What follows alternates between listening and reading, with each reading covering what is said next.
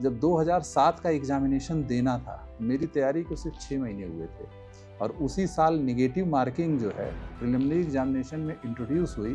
मेरे जो सीनियर थे वो भाभा एटॉमिक रिसर्च सेंटर में साइंटिस्ट थे, तो मैं उनको काफ़ी फॉलो करता था। और तीसरी बार इंटरव्यू में एक बड़ा मज़ेदार वाक़या हुआ और आपको बताते हुए हर्ष हो रहा है कि मुझे ऑल इंडिया 10वीं रैंक मिली।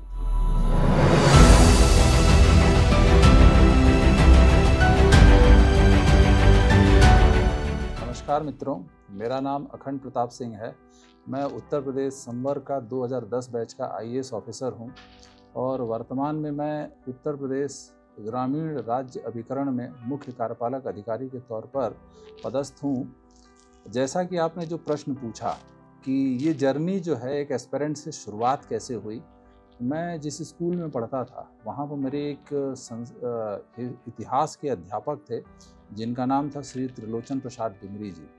उन्होंने देखा जाए तो 6th स्टैंडर्ड से मेरे दिमाग में ये कूट कूट के भर दिया कि आईएएस होता क्या है और आईएएस किस तरह के परिवर्तन ला सकता है। और चूँकि मेरी शिक्षा दीक्षा कानपुर में हुई है, मेरे पिताजी जो थे वो रामगंगा कमांड में सर्विस करते थे, वहाँ पर एक सीनियर आईएएस अफसर यूजुअली पदस्थ हुआ करते थे। तो पिताजी के द्वारा उन आईएएस अफसरों के जो कार्य क्षेत्र हैं और उनके द्वारा जो किए गए बेहतरीन कार्य हैं, जो कि समाज में अपना एक गजब की छाप छोड़ते थे, उनके बारे में बताया जाता था।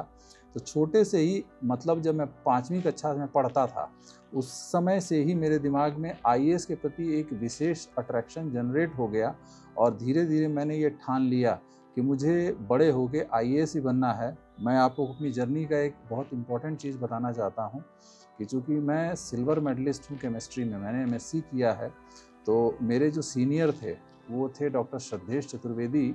वो भाभा एटॉमिक रिसर्च सेंटर में साइंटिस्ट थे, तो मैं उनको काफ़ी फॉलो करता था।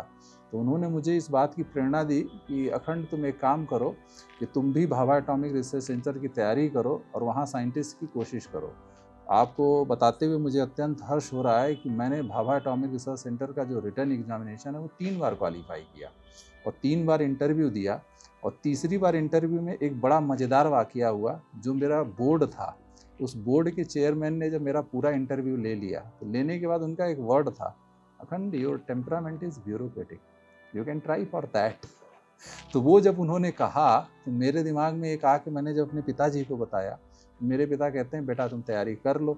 तो मैंने जब तैयारी शुरू की तो मैं नवंबर 2006 में दिल्ली अपने दोस्तों के पास पहुंचा और मैंने कहा कि यार मैं दिल्ली आया हूं, मैं भी सिविल सर्विसेज की तैयारी कर लूं।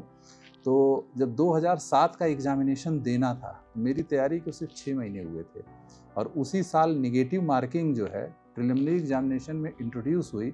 मेरे मैक्सिमम दोस्तों ने वार्न किया कि बीइंग ए जनरल कैंडिडेट तुमको 4 अटेम्प्ट ही मिलेंगे, अपना 1 अटेम्प्ट वेस्ट क्यों करना चाहते हो। मैंने कहा नहीं, मैं ये चांस लूँगा।